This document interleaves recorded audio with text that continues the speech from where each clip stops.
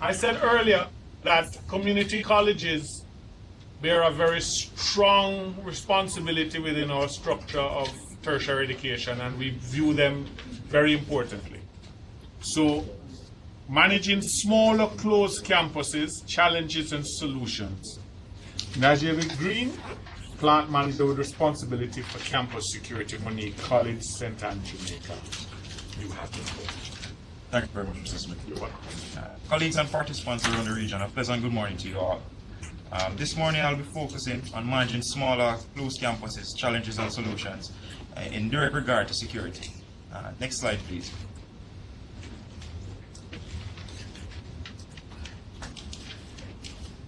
Next slide, please. Thank you very much. Campus overview. We'll begin with the size of the campus. We're located in Moneague, which is a rural town inside St. Anne. Pretty much, you can call it a very small population.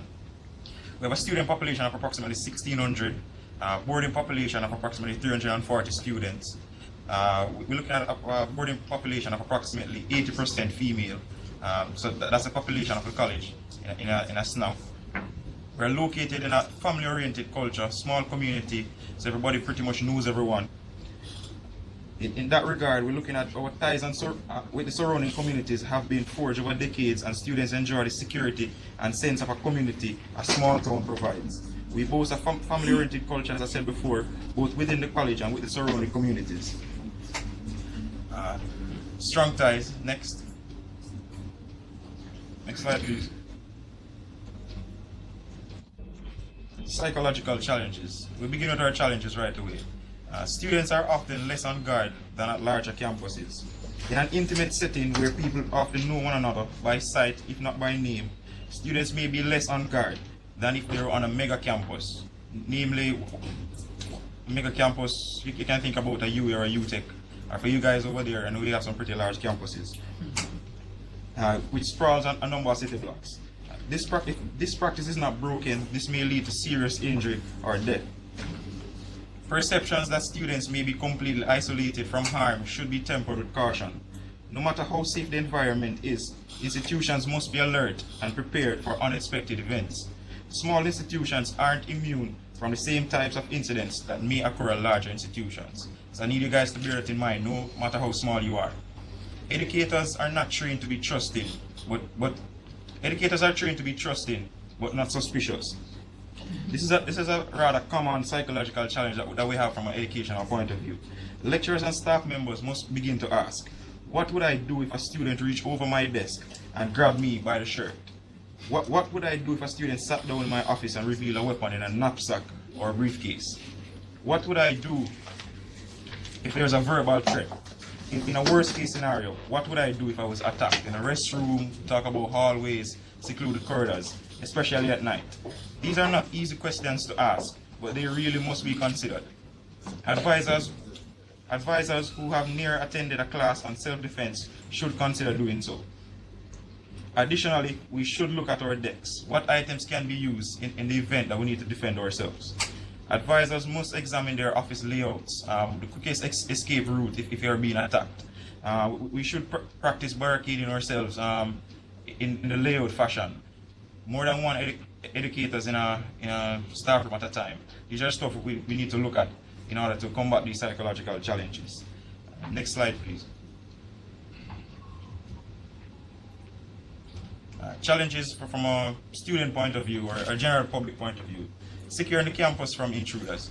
This is often a very difficult task, whether big or small, and this is one of the main challenges most campuses come across. Protecting students from themselves is a primary concern for most security organizations.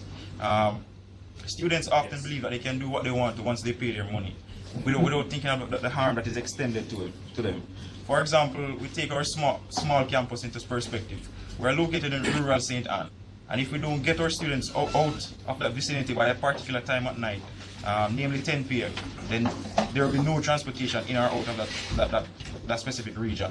And as such, we at the Moneague College have implemented a rule that says all students, non-residents, must be off the campus by 9 p.m.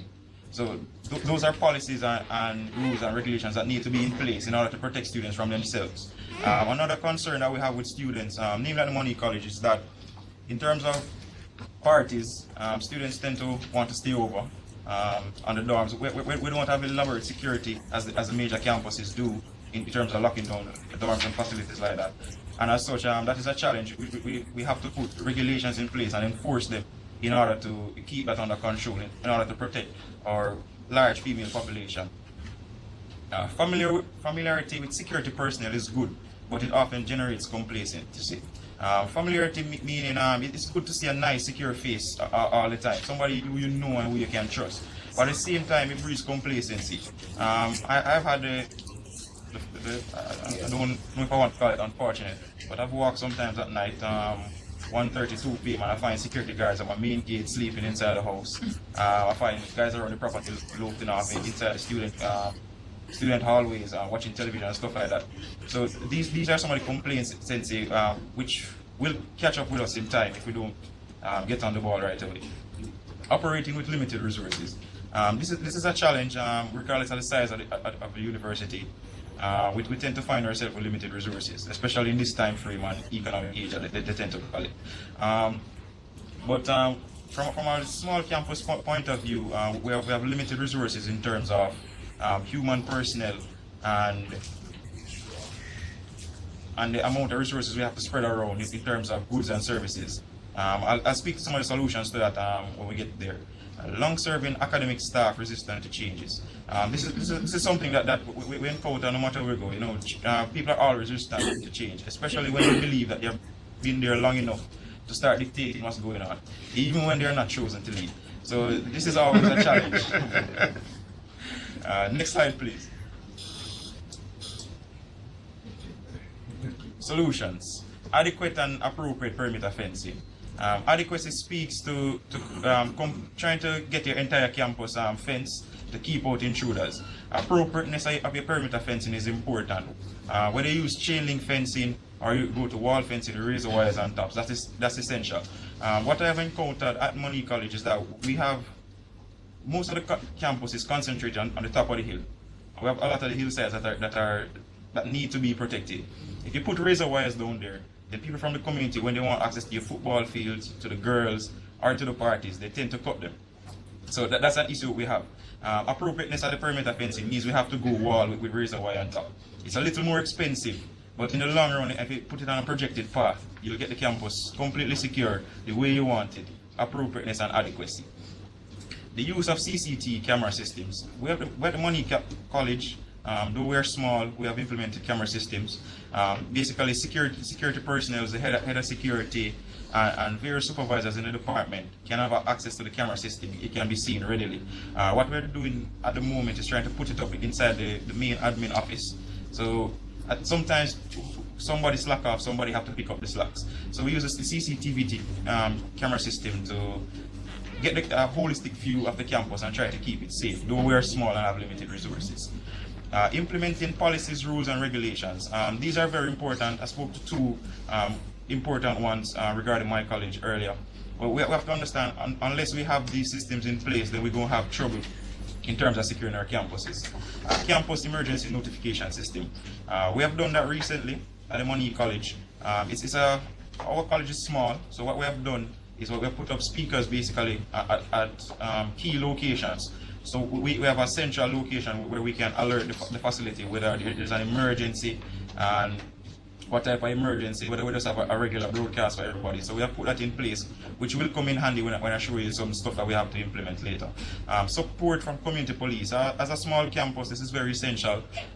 With our resources, at nights I'm looking at two security guards and a watchman, which is very poor, basically, in terms of securing my campus. I remember one night I was called out of my bed to come out and get some students off the campus, even though I have security guards to get that job done.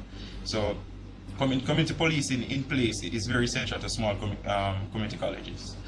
Next slide, please. Safety measures to be implemented. As small campuses, and even at the Moneague College, we have to train our educators to become more aware of their surroundings and how to deal with incidents. This is key in going forward. risk assessment and how you deal with certain risks, how you deal with hazards, and how you deal with incidents is very important to us holistically as a college. We can't just say, hey, educators are here to teach and security personnel must protect us. We have to take a responsibility ourselves. The use of safety words and codes. This was elaborated earlier. We have this to implement. Basically, we have closed user group cell phones and phone lines. And basically, all you need to do is you just press security line, it goes to speed dial, code word is said, and we'll be responding to you. So that's why we're starting implemented as a small campus. Reduction of security response time, that's a big challenge, no matter how big or small you are.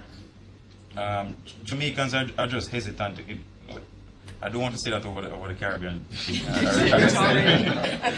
Why do you think they don't know? We're hesitant to get what we need to be done. So that's a big issue that we need to work on. Efficiency from an engineering point of view is key, and we need to get that in our individuals. Lockdowns versus evacuations. Most campuses, whether big or small, tend to have evacuation plans, but no one has lockdown plans, especially in our region where they don't shoot up universities a lot. So the United States have implemented that.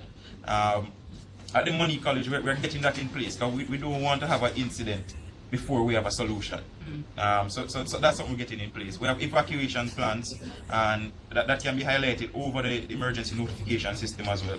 We have lockdown plans, so basically all classrooms can be locked from the inside, windows can be closed, and you can get low. So that's something. You just sound the alarm once, and they know what it's for, and you lock down. So that's key going forward in terms of security. Crisis management training is very important.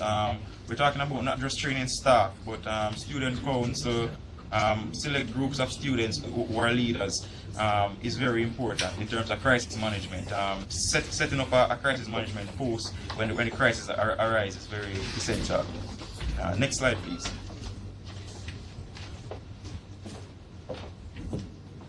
In concluding, we know that educators are not trained to be suspicious but trusting.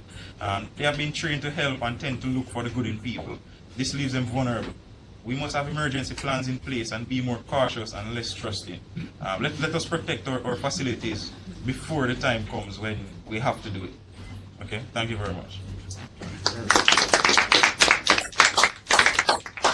Thank you, sir.